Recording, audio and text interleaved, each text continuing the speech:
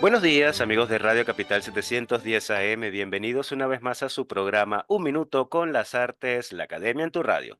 Esta mañana estaremos acompañándoles con inmenso placer Quickly Studio en la edición, montaje y administración de redes sociales, Jorge Duque en la producción y coordinación de la estación y frente al micrófono Susana Benco, Humberto Ortiz, Rafael Castillo Zapata y Álvaro Mata, todos bajo la dirección de Don Radamés Pepe Lebrón.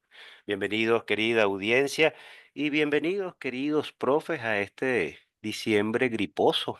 ¿Cómo los trata la vida, Susana, Humberto y Rafa? Hola, buenos días. Afortunadamente por ahora yo soy la única que está sana. Espero disfrutar el sol. Bueno, en fin, muy bien. Y contenta de estar con todos la mañana de hoy. Vamos a tener una conversación sin duda de inolvidable. Va a ser inolvidable. Buenos días también a nuestra diciembre. Ahora sí empezamos de verdad la Navidad. Ahora sí estamos en diciembre y les dejo un gran abrazo a todos por estas Navidades. A ver cómo se porta este diciembre. Un Mm, gran saludo a todos y muy entusiasmado por la entrevista de hoy. A ver cómo nos va en estos días feriados. Bueno, diciembre ya comenzó mal portándose, por lo menos para nosotros. Todos estamos engripados, apenas bajó Pacheco y ya todos estamos enfermos. Pero bueno, nada, para adelante. Aquí hay que seguir adelante y siempre el estímulo que nos proporciona este encuentro mañanero en mitad de semana nos alienta para seguir adelante. Y bueno, por supuesto, con el invitado de hoy, que para variar es un bocato di cardenale, vamos a pasarla muy bien. Pues sí, diciembre para nosotros vino con las pilas puestas porque tenemos por fin en nuestro programa a Ricardo Armas, a quien tanto queríamos entrevistar desde hace muchísimo tiempo. Bueno, Ricardo es fotógrafo, curador y profesor. Ricardo Armas cuenta que la fotografía estuvo conmigo desde que nací, nos dice, y también nos cuenta que a los 10 años su padre, el escritor Alfredo Armas Alfonso, le regaló una cámara con la que comenzó a hacer retratos familiares y paisajes. Ya en su juventud conoce a Sebastián Garrido y nada más y nada menos que a Luis Brito el Gusano, quienes lo estimulan a dedicarse a la fotografía. Y junto con el Gusano Brito forman una playa de maravillosas de Malajuntas con Jorge Val, Alexis Pérez Luna y Vladimir Cerza, constituyendo el grupo, así se llamaron, que era un grupo de fotógrafos críticos de la Venezuela petrolera de entonces. Ricardo Armas fue también fotógrafo oficial del Ballet Internacional de Caracas, trabajó en la Galería de Arte Nacional y el Museo de Arte Contemporáneo. Fotografía del entorno urbano, la iconografía y el devocionario popular. Y la imagen de José Gregorio Hernández se convierte en un leitmotiv de su trabajo, ya veremos esta mañana por qué. En 1982 egresó del International Center of Photography de Nueva York y al año siguiente retorna a nuestro país. Ejerce la docencia en el Instituto Neumann y en Manoa, su propia escuela de fotografía, a través de la que ejercería un gran influjo en generaciones siguientes de fotógrafos. Ricardo recibió el Premio Nacional de Fotografía en el año 1997, época desde la que vive en la ciudad de Nueva York, donde ejerce como profesor en el Pratt Institute of Design. Bienvenido, Ricardo Armas, a Un Minuto con las Artes. Es un honor para mí estar con ustedes, cuatro profes a quienes respeto tanto. Y bueno, somos cinco profes, pues aquí conversando sobre lo creativo. Entre académicos te veas. Así es, así es, así es. Ese es un filtro importante. Ya vamos a hablar por qué.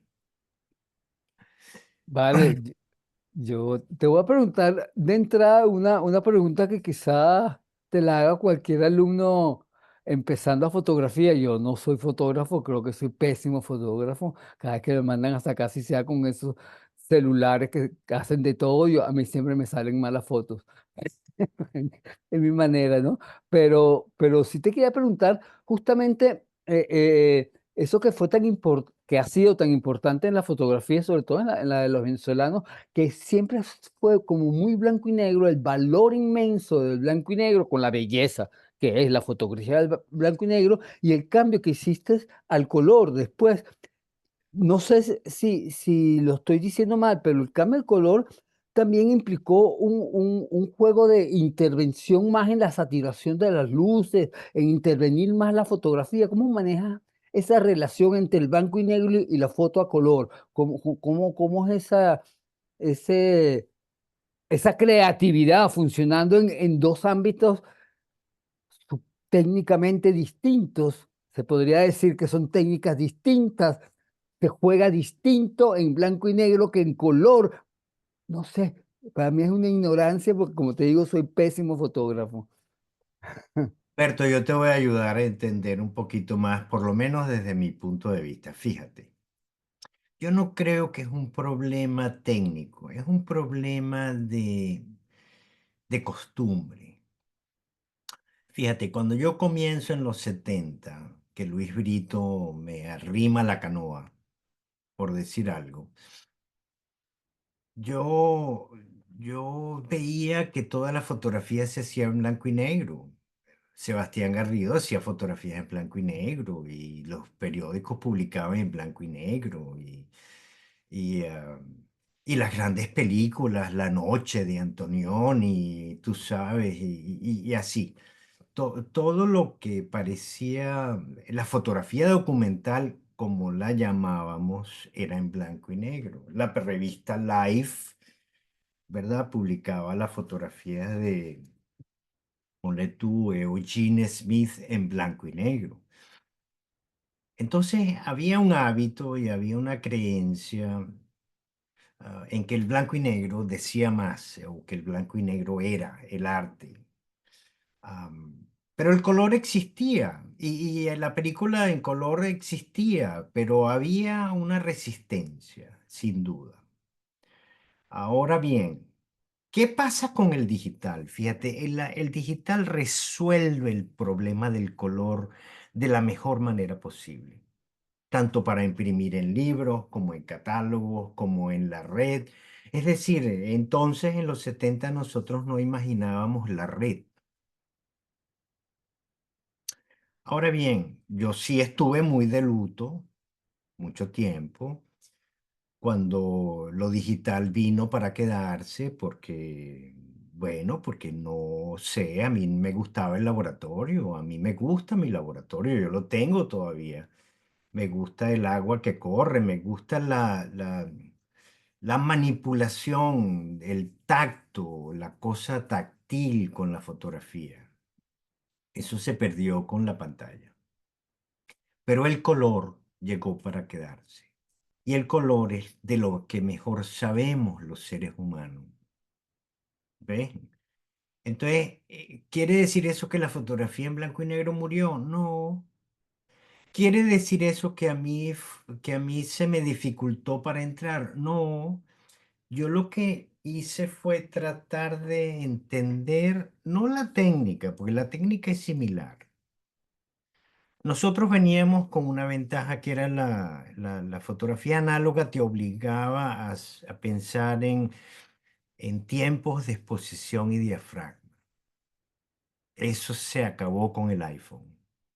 Es una maravilla, porque es el gran sueño de los fotógrafos de todos estos 200 y tantos años. Qué bueno sería que yo pudiera ocuparme del asunto de la foto, de la mirada, de lo que estoy viendo, en lugar de estar pensando primero que si es tal apertura porque me beneficia más y el tiempo de exposición porque es un tren que corre, ajá, opuesto a una cosa, a un pilón de maíz, ¿entiendes? Es decir, yo creo que la fotografía en blanco y negro todavía existe. Y yo lo que le digo a mis estudiantes es, existe y hay que explorarla. Casablanca es en blanco y negro y hay que verla. Vale, Eso, pero eso te ayuda a entender. no, sí, me dio a entender, pero también se me abren muchas preguntas, ¿no? Ajá. Uno justamente podría escoger entre blanco y negro, hacer en color, o hacerla solamente en rojos, o hacerla solamente en rosado, o hacerla en azules o en verdes, en cualquiera de ese tipo. Entonces, lo importante en la fotografía, ya la idea de que sea un documento solamente en la fotografía empieza a vacilarse un poco. Importa casi mucho más la visión o la vista de quién quiere fotografiar y qué es lo que quiere fotografiar. Esa pregunta se la hace el fotógrafo. ¿Qué es lo que quiero fotografiar? Yo supongo que sí, no sé. Pregunto también. Pero fíjate, tocas un tema muy importante, porque fíjate, la búsqueda de la verdad. La búsqueda de la verdad en los años 70 es distinta a lo que es la búsqueda de la verdad en los años 2024. ¿Entiendes? Entonces, claro, nosotros estábamos pensando que el blanco y negro, eliminar el color nos permitía llegar a la verdad más rápido. Es- pero fíjate, eso tiene que ver también con el entendimiento de que la fotografía, por lo menos para mí, es un acto fragmentario, es un acto de observación, fíjate, independientemente del color y del blanco y negro, la observación de la realidad, ¿verdad? Ocurre, es verdad. Yo veo con mis ojos y la capturo, ¿verdad? Y yo lo que agradezco desde niño es poder darle a un clic análogo o digital que me permita rever esa imagen, que me permita regresar a ese momento, a esa mirada, a eso que vi. Porque el ojo es furtivo, el ojo pasa por encima de las cosas, ¿verdad? Es como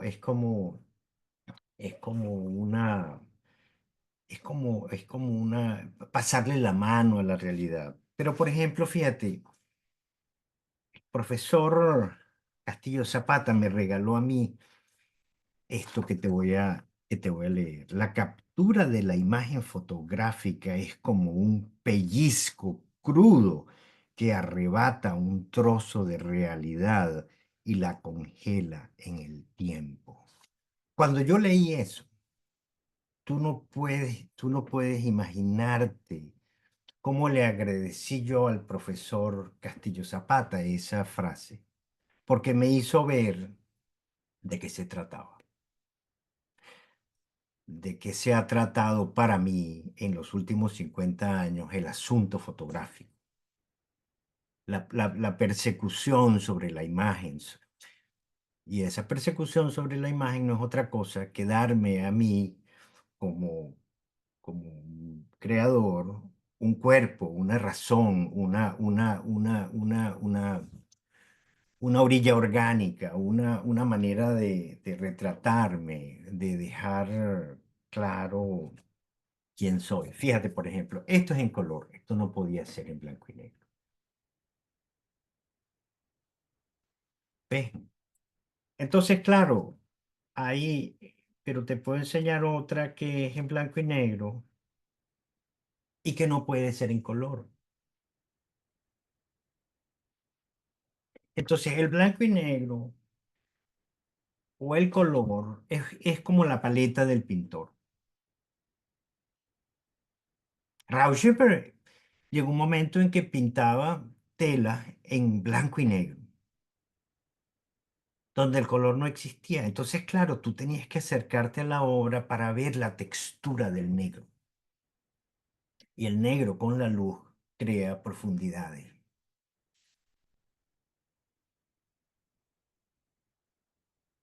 ¿Qué Te, si- dices tú? no, te sigo claramente en lo que me estás planteando, muy claramente. Pero se me abre también otra reflexión, porque no puedo decir que sea interrogante. Ese pellizco de la realidad, como decía Rafael, ese pellizco de la realidad que es atrapar el instante, exige No solamente el pellizco, exige un matizar ese pellizco, jugar con ese pellizco, verlo como lo pellizco. Pregunto, yo solo pregunto, que lo pellizco un poquito más duro, ¿qué es lo que quiero pellizcar de esa realidad? ¿Qué le quiero sacar yo al pellizco? Pregunto. Claro, pero es que tienes toda la razón. Uno cuando pellizca la primera vez, pellizca demasiado duro. Pero entonces tú tienes que encontrar la sutileza del pellizco. El pellizco, pues, de 1 a 10, ¿verdad? ¿Cuál es la intensidad del pellizco? Entonces, en la fotografía, como en el arte, como en la escritura, Rafael puede dar fe de eso. Su- es- Susana, fíjate, uno se enfrenta a la página en blanco, como dijo Rafael. Y yo estoy leyendo el cuento este de Las babas del diablo de Cortázar. Y estoy maravillado porque eso, ahí hay un fotógrafo metido en ese cuento. ¿Entiendes? Ese es el cuento que inspira a Antonioni a hacer el Blow Up. Ese es un cuento que dice, entre otras cosas, entre las muchas maneras de combatir la nada, una de las mejores es sacar fotografía. ¿Tú ves? Entonces, claro, el pellizco toma tiempo en la vida saber cuál es la intensidad del pellizco. Porque, por ejemplo, al principio yo me preguntaba mirar qué es lo que hay que mirar. Me fascina la cámara, porque la cámara, entonces, distinto a los teléfonos, te obligaba a acercar el ojo al huequito. Entonces, tú te llevabas la cámara al ojo, ¿verdad? Y veías por un ojo y aprendías a cerrar o dejar el otro ojo abierto, pero sin mirar. Entonces, al mirar por ese rectángulo, y al moverte para ver la realidad, tú empezabas a descubrir que hay cosas que quedaban afuera y hay cosas que están dentro. Y que eso es parte de la decisión del fotógrafo. ¿Qué es lo que yo quiero y cuánto de eso? Es decir, para hablar del pellizco, este pellizco, ¿qué intensidad va a tener? ¿Qué coloratura? ¿Cuál es el sentimiento del pellizco? ¿Ves? Sí, lo veo claro, gracias. Lo veo muy claro y ya, preciso. Claro. La importancia del ojo que ve, eso es ahí lo fundamental. ¿Qué Eso por un ve? lado, y ¿Qué por otro ve? lado, como nos pasa a nosotros, como se pasó a ti, por ejemplo, fíjate, yo me pregunto sobre la filosofía también, ¿ves? Y me digo, ¿y cómo comienza uno en la filosofía? Entonces uno no se da cuenta de que la filosofía está en todas partes cuando uno es joven. Y hacerle ver a ti como profesor, hacerle ver a alguien que dónde está la filosofía, cuesta porque tú no la puedes tocar. La fotografía tú tampoco la puedes tocar, pero entonces, ¿cómo llega uno? Uno comienza dando pasos, tumbos, la página en blanco, escribiendo en la máquina de escribir. Rafael comenzó a escribir probablemente una Olimpia, no sé. Entonces uno empieza a combatir la frase. Fíjate, yo tomaba muchas fotos de lo mismo. ¿Para qué? Para elegir una. Porque me habían dicho, ¿verdad?, que había un momento decisivo, que ese momento decisivo es donde todo ocurre en ese instante capturado, contrario al cine, ocurre algo que tiene que ver con las cuatro esquinas, donde todo lo que está allí organizado facilita el entendimiento.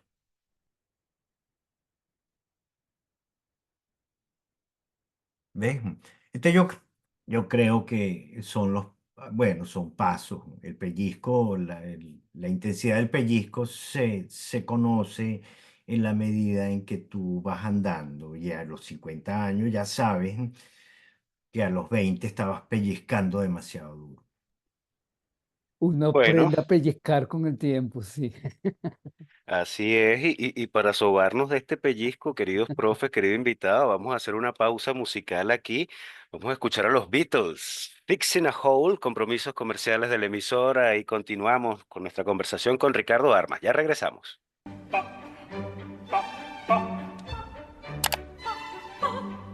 Regresamos, amigos oyentes, después de esta pausa musical, Fixing a Hole con los Beatles y los compromisos comerciales de la emisora y continuamos nuestra conversación con Ricardo Armas.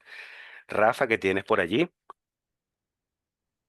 Bueno, uno tiene que sacarle provecho a las circunstancias y la gripe y la tos que me persigue esta mañana no me va a ayudar a hacer discursos prolongados. Por lo tanto, mi imaginación me trajo esta mañana el regalo de una idea que no es nueva, pero es vieja, y la imaginación actúa también así por la reserva de pasado que tenemos, de nuestras lecturas y demás. Esto es un jueguito literario antiguo, bueno, moderno en todo caso, ¿verdad? De preguntas y respuestas muy rápidas.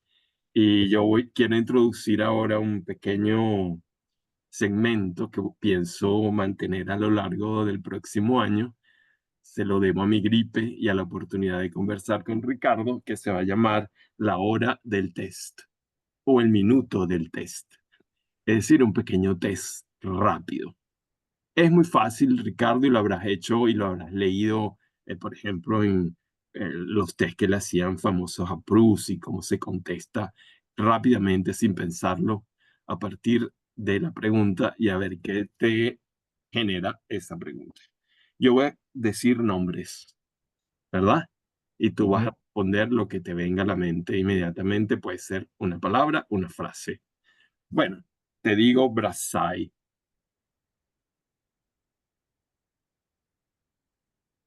La noche, la densidad de la noche, Cartier-Bresson,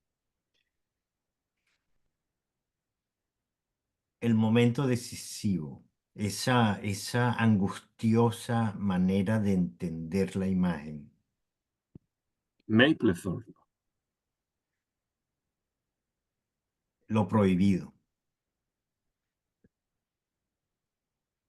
Foncuberta. voltear la tortilla, Qué bien, qué bien. Aquí ustedes captaron el pequeño pellizco de desconcierto en el que un día Ricardo al a obligarlo a evocar algo a propósito de Fontcuberta, porque probablemente Fontcuberta se distancia bastante del tipo de trabajo que hace Ricardo, que está más muy cerca de Cartier-Bresson, de Brassai, incluso de Mapplethorpe, pero estaba aquí el jueguito de meterle un fotógrafo que le pellizcara la conciencia y bueno, salió muy bien parado, ciertamente, pero ahí tenemos un pequeño retrato relámpago de las conexiones que podríamos encontrar en la fotografía de Ricardo Armas, sus compañeros de ruta en la historia de la fotografía moderna. Y bueno, seguramente aquí podríamos hilar muy fino en relación con los maestros que lo han influido en el propio patio, es decir, la fotografía venezolana moderna, empezando por la de su propio padre, que lo ha nutrido desde jovencísimo y con todos esos fotógrafos que rodearon su crecimiento desde la adolescencia en adelante y que él ha contado de manera muy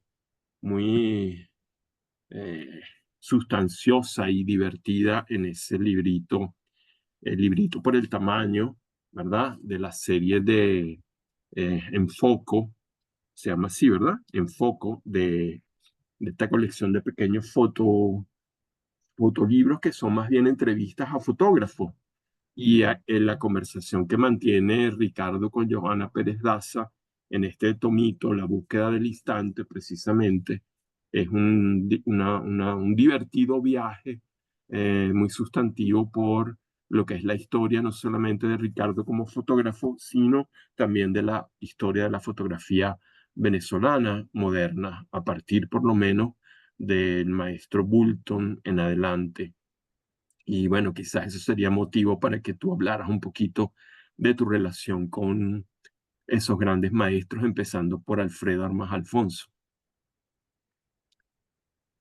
Ok.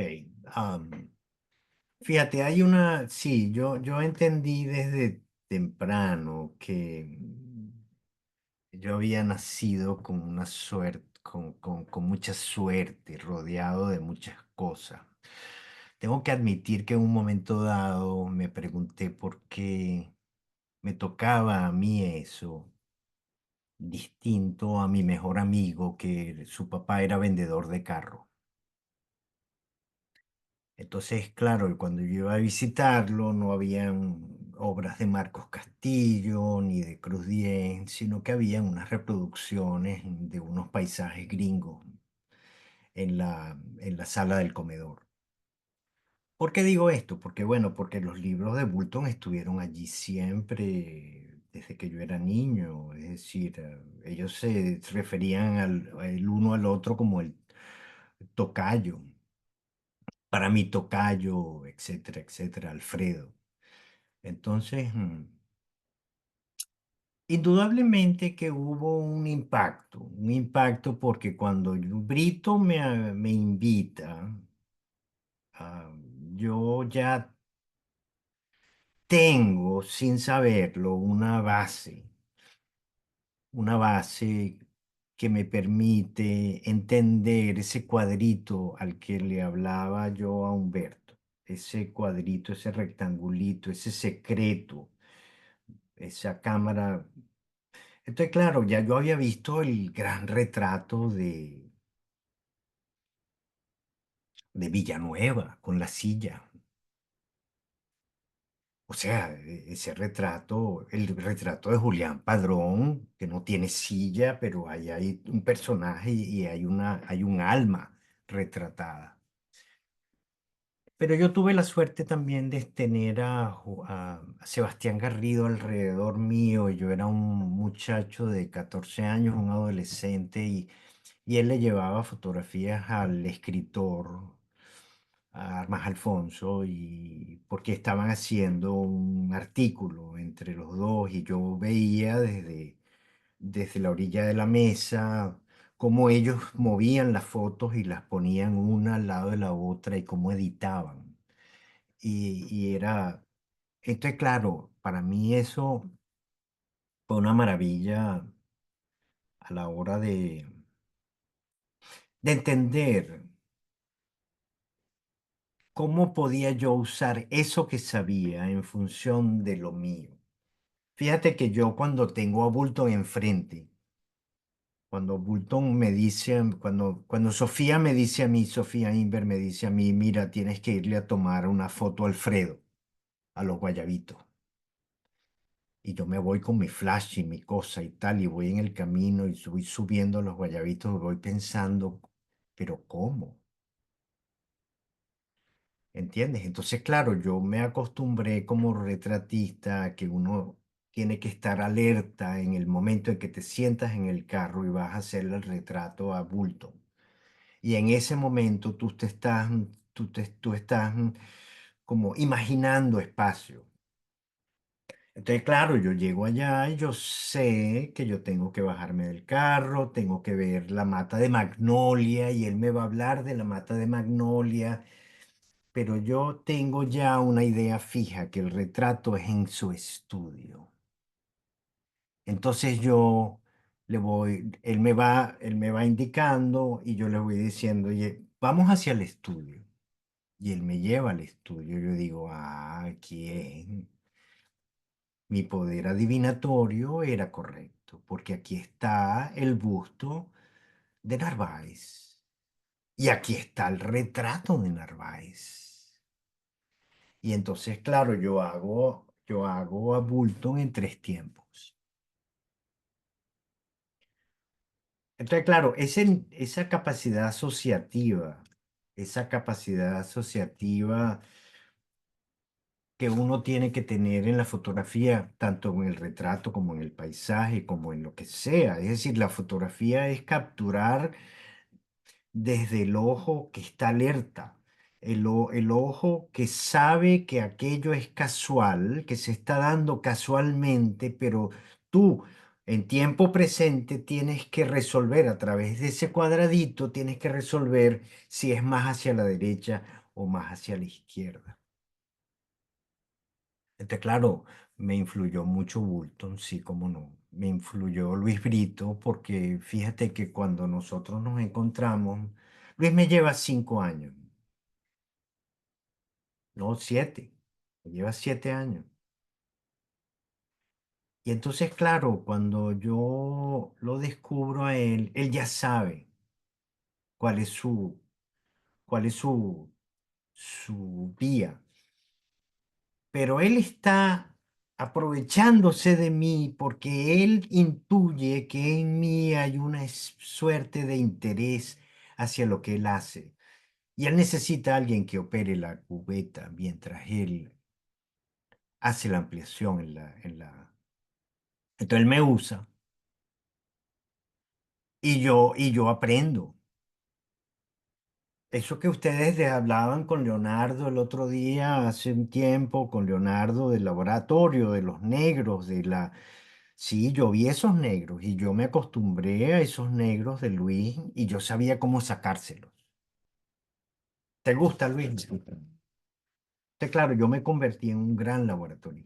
Le llegué a desarrollar un gran amor al laboratorio porque me di cuenta que el laboratorio era en ese momento la última estación de la imagen. Si la fotografía existía, ese era el último momento en que el artista, el fotógrafo, podía decir, aquí está, es real. Lejos estaba yo de saber que la fotografía iba a ser digital. Ahora, hay muchos nombres, hay muchos nombres, hay muchos nombres. Son muchos los que me ayudaron. Paolo Gasparini, por ejemplo, cuando yo vi Para Verte Mejor América Latina, no yo, todos los fotógrafos de nuestra generación, nosotros sentimos ese pellizco fuerte, muy duro, muy duro. Y ese pellizco es el que inspira al grupo.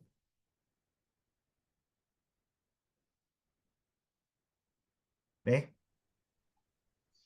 Claro, nosotros hoy nos vemos, yo me veo como un fotógrafo referencia al lado ponle tú, de estos que hemos nombrado, de Brito, de Bulton, de Gasparini.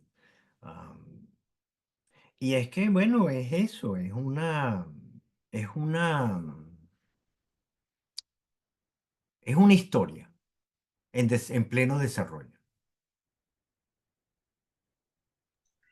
¿Qué dice? Tocado dos puntos que, bueno, le voy a dar la vuelta a las preguntas que yo tenía, porque en verdad has respondido muchísimo de lo que yo quería conversar. Pero has tocado dos puntos muy interesantes. Uno es que no lo había visto de la misma manera en la fotografía con respecto al negro, la profundidad del negro. Yo eso sí lo pude sentir mucho en ciertos artistas, por ejemplo en Alirio Palacios, que él hablaba del negro profundo y que él buscaba la riqueza en el negro. Por ejemplo, los matices de negro en la obra de Gerd Leufert, por ejemplo, y verlo desde la fotografía para mí es maravilloso oírte, porque claro, uno habla de la fotografía blanco y negro, pero que resulta que la riqueza del negro en la fotografía tal vez se percibe de una manera muy distinta, tal vez las gradaciones, las luces, las sombras, bueno, hay la luz que está interviniendo y la sombra, claro. Bueno, eso por un lado, ¿no? Eh, el tema del negro, a mí en particular me apasiona mucho cuando yo daba clases con elementos de expresión, cuando he dado algunas, verlo también en las texturas, y entonces en eso interviene la luz, la diferenciación de negros con negros. Ujú, En fin, hay una serie de variantes interesantísimas y verlo en la fotografía y que lo digas tú me parece, bueno, me estás aportando algo más, algo más.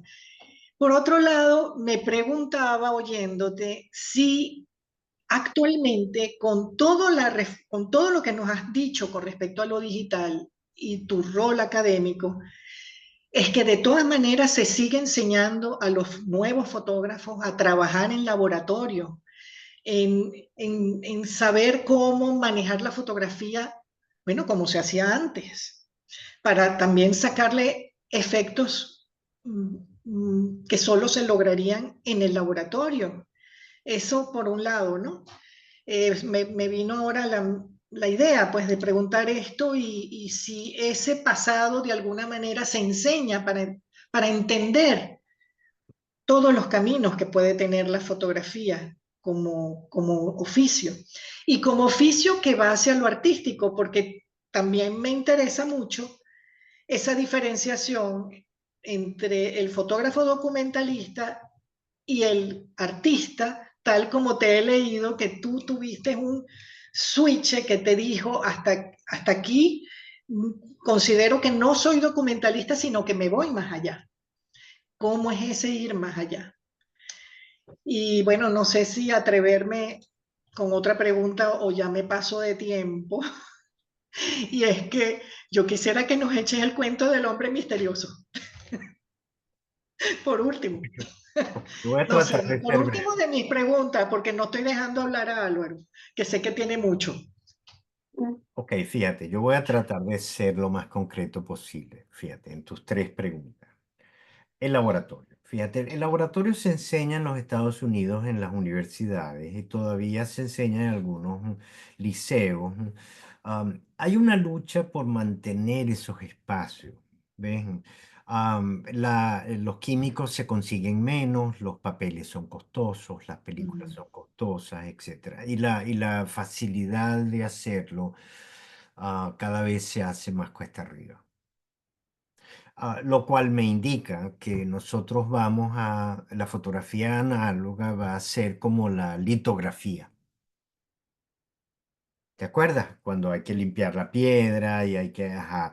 Entonces ya los jóvenes no piensan en eso porque el tiempo, la idea del tiempo, ¿verdad? Ya no permite. El que quiera puede, ¿verdad? Pero le va a pasar con la fotografía análoga, que es como la litografía. Toma mucho tiempo hacer una foto. ¿Cuánto tiempo? Por lo menos para tenerla en la mano, seca, por lo menos 3 horas. Y en lo digital, cuando estamos acostumbrados a montar en Instagram, eso es demasiado tiempo por una sola foto. Ahora bien, yo sí les hablo a mis alumnos y les digo, ustedes tienen que pensar en digital en números como 20 y 36, que fueron los que yo aprendí. Los rollos venían en 20 y en 36. ¿Ves? Tengo 36 oportunidades para hacer la foto. ¿Por qué? Porque 1 GB te permite tomar 3485 fotografías. ¿Y cómo editas? ¿Cómo haces? ¿Y cómo aprovechas el momento cuando tienes el sujeto enfrente, ¿verdad? Para sacarle partido entonces, no después. Es decir, la calidad de la observación. Yo insisto en que la calidad de la observación es vital cuando tienes el sujeto enfrente. Ahora, con respecto a lo otro, el documentalismo, ir más allá del documentalismo. Yo me di cuenta en un momento dado, y eso es parte de la experiencia de ser un creador, que uno se documenta a sí mismo, que uno siempre ve lo mismo, que uno siempre regresa a los mismos espacios, que uno siente más intensidad en ciertos espacios con cierta calidad de luz y que entonces uno documenta, ¿verdad? Los cambios que se han venido produciendo en los 50 años, ¿verdad? Y que has venido llamando de diferentes maneras, entonces, ¿verdad? Y ahora.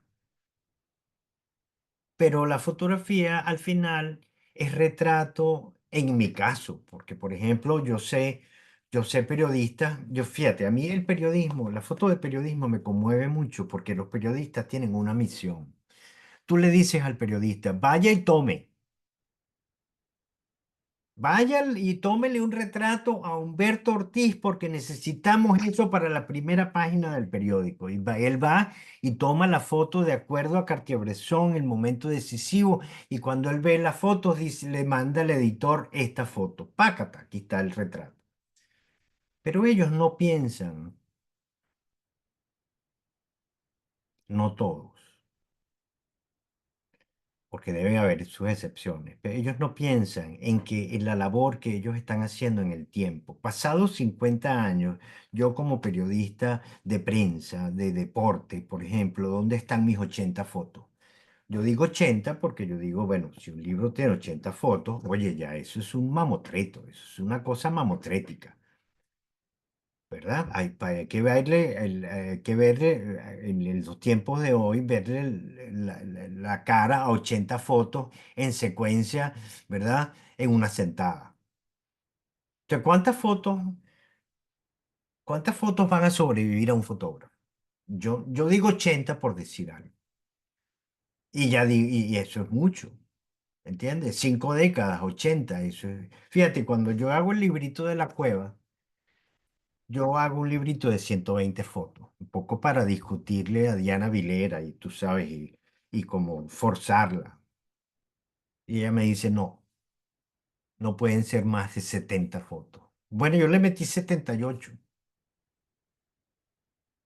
Y en el libro del canciller, cuando él me dice, mira, y tú tendrás un libro, yo metí 84. ¿Por qué? Porque Robert Frank había metido 83 en los americanos y yo no era menos que Robert Frank.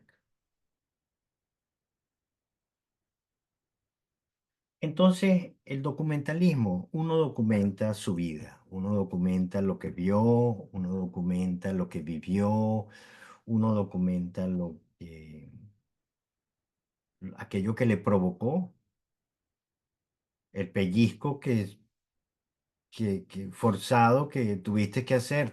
Ahora, el señor misterioso, fíjate, a mí eso, el señor misterioso no es el siervo. Yo quiero enfatizar que el señor misterioso no es el siervo porque no puede serlo. El señor misterioso que yo tengo, que yo fotografío, es una figurita hecha en China, ¿verdad? Que es un señor que es amigo de Nicholson, el actor, y que se pasea por los lados de Hollywood y viaja en el tiempo y brilla en la oscuridad. Me gusta esa narrativa. Haberlo despojado de la identidad del siervo me permite, ¿verdad?, que él sea mi compañero en mis observaciones, documentalistas o no, ¿entiendes? Y de mis obsesiones y de mis torcidos. ¿Ves? Al siervo yo lo respeto más. Y lo he fotografiado desde el principio, pero lo diferencio. Ok, no digo más para darte chance a pensar y Álvaro si tiene algo que decir. Pues ya lamentablemente no queda más nada que decir porque se nos fue el tiempo y mis queridos profes me tumbaron los temas. Así que nada más agradecerte, querido Ricardo, por habernos acompañado esta mañana. Gracias a ustedes, de verdad estoy infinitamente agradecido. Y Gracias a ti por la visita. Muchísimas gracias. Muy amena, muy rica. deberíamos hacer un capítulo B. Claro, Deberíamos, sí, una deberíamos. visita analógica en Nueva York. Imagínate. Eso sería fabuloso. Oye, sí. Fabuloso. Fabuloso. Eh, Ya llegaremos. Si conseguimos los sponsors necesarios, allá te nos vemos el año que te cae, viene. te caemos Ah, encima. Caímos en Nueva vamos York, a procurárnoslo. Qué ¿verdad? chévere. Exactamente. Vale, Ok, Ricardo, un placer. Un Y, placer también. Vamos a y reencontrarnos aquí o allá o más allá. ok.